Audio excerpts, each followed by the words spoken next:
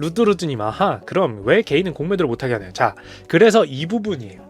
개인을 공매도를 못하게 한다. 이 세상이 공매도와 같은, 사실 공매도만 있는 게 아니라 그냥 다 한데 묶어서 어떤 상품의 가치와 정반대로 움직이는 내 투자가 가능한 상품들은 이런 의도로 나온 거예요. 아까 기기님께서 말씀하신 해지, 뭐 위험 회피죠. 그러니까 위험 회피용 또는 변동성을 좀 조절 가능하게 수학적으로 여러 가지 응용 가능하도록 그런 의도로 존재하는 게 어떤 상품과 정확히 반대로 움직이는 상품의 존재의인 겁니다. 근데 문제는 뭐냐면 의도는 좋아요. 제가 선물을 이론적으로 이제 설명한 그 내 4부작 영상에서도 얘기를 했지만 이 반대로 움직이는 상품들이 개발된 의도와 구조는 매우 좋아요. 천재적이에요. 야, 이걸 어떻게 생각했나 싶을 정도로 정말 천재적입니다. 근데 그렇게 만들고 나니까 무슨 일이 벌어져요?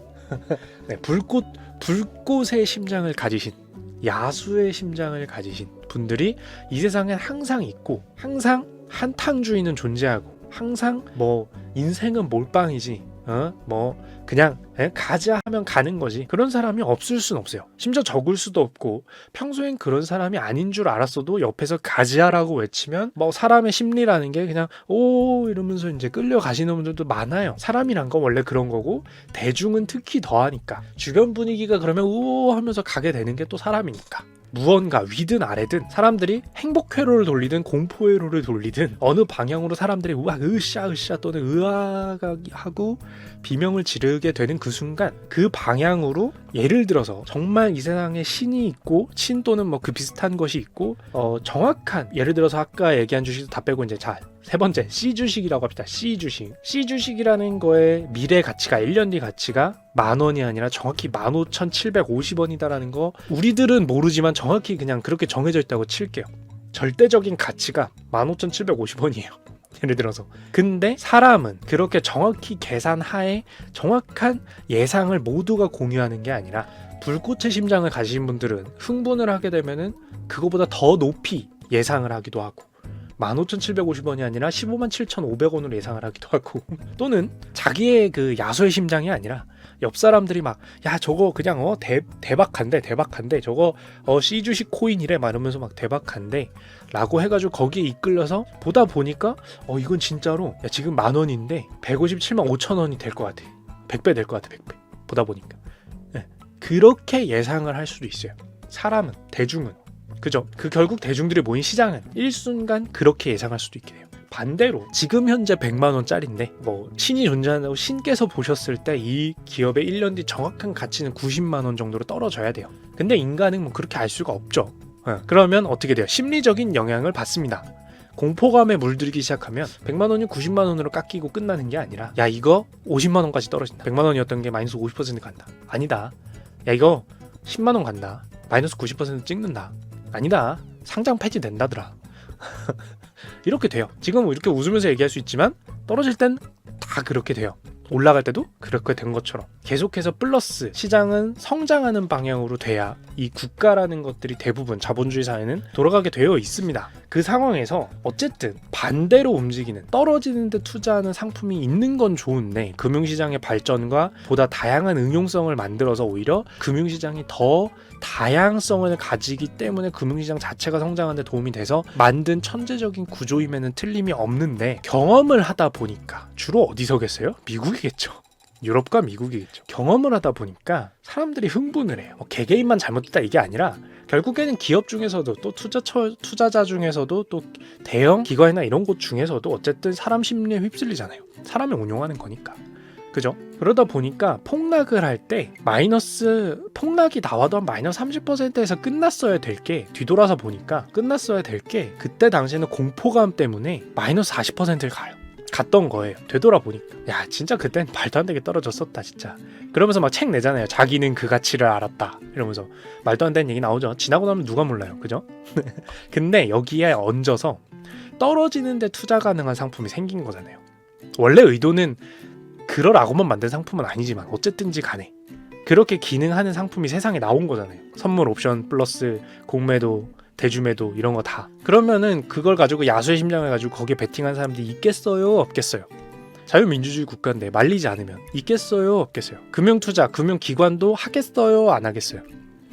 하겠어요? 안 하겠어요? 하겠죠. 당연히. 누구 뭐라 할 게 아닌 게 하겠죠. 막아놓은 게 아니면. 그죠? 막아놓은 게 아니면. 그러니까 마이너스 30%에서 사람들이 공포감에 찌들어서 마이너스 40% 간 것도 과대폭락이었고, 그때 당시에 야, 이 사람들의 공포감 때문에 진짜 시장 망할 뻔했다. 왜냐면은 그 마이너스 10%더 떨어지는 것 때문에 실제로 문제가 생기는 기업들이 있을 거 아니에요. 정말로 실질적인 위협을 겪는 기업들이 더 생겼을 거 아니에요. 그 공포감이란 심리 때문에. 근데 여기서 떨어지는데 투자 가능한 상품까지 생겨버리니까 마이너스 40% 갔어도 끝났어야 될 게 공포감 쳐도 마이너스 50%를 가는 거예요. 왜? 사람들이 떨어지는데 베팅을 해버리니까.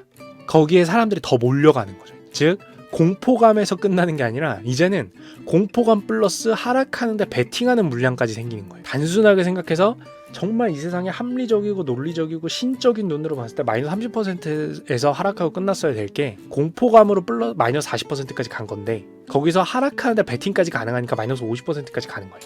경험상 이제 몇 번 겪어보니까 유럽과 미국에서. 그 상태에서 이제 자, 금융시장의 발전 과정이 전 세계가 동시에 스타트한 게 아닙니다. 외국에서, 특히 보통 서구권이죠. 자본주의 시장에서 주식과 증권, 채권 이런 것들이 발전하기 시작한 건 서구권이니까. 네, 거기서 이제 여러 가지 선물 옵션이나 이런 것들이 개발되고 그것에 대한 다양한 경험을 미국과 유럽에서 키운 다음에 이제 그거를 국내 시장, 한국을 포함해서 다양한 아시아권 시장이나 자본주의를 받아들인 시장에서 배워가기 시작을 해요. 사실 한국도 굉장히 빠른 편입니다.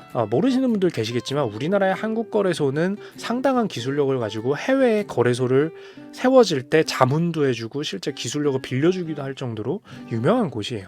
그만큼 이제 어쨌든 과거에 그런 선물 옵션과 이런 것들을 주식을 받아들이고 그 다음에 선물 옵션을 받아들이는 과정에서 우리가 무조건 똑같이 받아들여야 될 필요가 있나요? 아니면 그때 당시에 보니까 이런 부작용이 있다더라를 체크를 해야 되나요? 어떤 기술을 받아들일 때 꼭 금융이 아니요. 그냥 부작용까지 무조건 다 받아들이나요? 뭔가 문제가 있으면은, 그러니까 나중 보니까 그게 문제가 아니었어도 어쨌든 그때 당시에 봤을 때 문제점이 있는 것 같아 보여요. 근데도 무조건 받아들이나요? 그러니까 뭔가 일단 부작용이 있을 것 같다. 그리고 꼭 굳이 받아들일 필요가 없겠다라고 생각되는 부분들은 쳐내고 받아들이려고 하게 됩니다.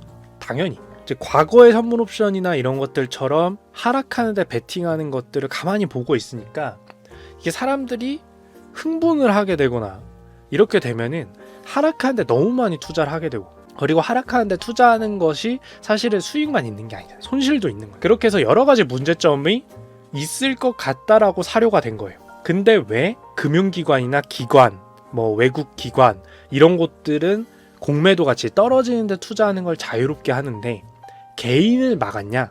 여기서는 개인이 뭔가를 잘못해서 막았냐를 포인트로 보기에는 조금 힘들어요. 사실은. 굳이 따지자면 개인은 이제 전문성을 가지고 그걸 계산하에 다루려고 하는 게 아니라 거의 도박성 또는 물론 그 위험회피나 이런 계산상으로 하시는 분들이 없다는 건 아닙니다. 있겠지만 그때 당시에 표준적으로 생각을 했을 때 개인이 과연 그렇게 할까 아니면 베팅을 할까라고 생각을 해보면 베팅을 더 많이 할까라고 생각해서도 있고, 그것도 있겠고, 중요한 거는 왜 기관, 기금 이런 곳들에는 하락하는데 베팅하는 상품, 사실은 베팅이라고 제가 말을 계속 쓰면 이제 도박이라고 생각하시겠지만 아까 최초에 말씀드린 것처럼 이 하락하는데, 즉 어떤 상품과 정확히 정반대로 움직이게 만들어 놓은 상품을 통해서 할 수 있는 것들을 계산상으로 많이 할 수 있는 곳들이 금융기관이고, 그런 곳들이 이 상품을 통해서 여러 가지 금융상품을 만들어내거나 금융시장을 거대하게 만들어 놓는 역할을 해주게 되면 이롭고, 왜냐하면 이게 다시 헷갈리실 수 있기 때문에 왜 그게 시장이 커진다라는 것이 헷갈릴 수 있기 때문에 정리를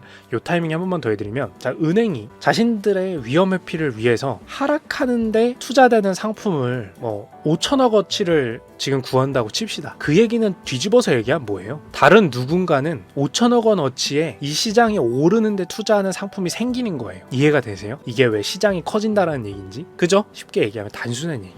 그들이 하락하는데 투자되는 상품을 산다라는 거는 결국엔 그 반대편 사람이 있다라는 거예요. 그게 투자자들 입장에서는 와, A라는 주식이 예를 들어서 이 세상에 500억밖에 없으면 원래는 이 세상에 A라는 주식이 오른데 투자할 수 있는 거거나 또는 그거랑 유사한 상품은 500억 원 어치밖에 없는 거예요. 근데 이 세상에 어떻게 그렇게 수많은 뭐 A 주식이 오르는데 투자하는 거, A 주식이 오르는 거랑 비슷하게 오르는 거에 투자하는 거, 이런 것들이 그렇게 5천억 원어치 5조 원어치 생길 수 있는 거냐면 다 이런 구조에 맞물려서예요. 엄밀히 얘기하면 누군가가 하락하는데 베팅해주는 만큼 반대 사람은 오르는데 베팅할 수 있다는 뜻이에요. 네, 그 역할을 해주는 거예요. 기관, 금융기관 이런 것들이. 그리고 그들도 하락한 세상 망하라고 하락하는데 베팅한다는 거예요? 아니죠. C라는 주식이 오르는데 7천억 원 정도로 투자하고 5조 원을 투자하고 싶은데 변동성이 너무 커. 그러면 5천억 원어치만큼 떨어지는데 투자해놓고 나머지 4,500억 원을 오르는데 투자하면 변동성이 줄어드는 거잖아요. 너무 오르락내리락 하는 게 좀 줄어들 거 아니에요. 오르는데 투자 90%, 떨어지는데 투자 10% 했으니까.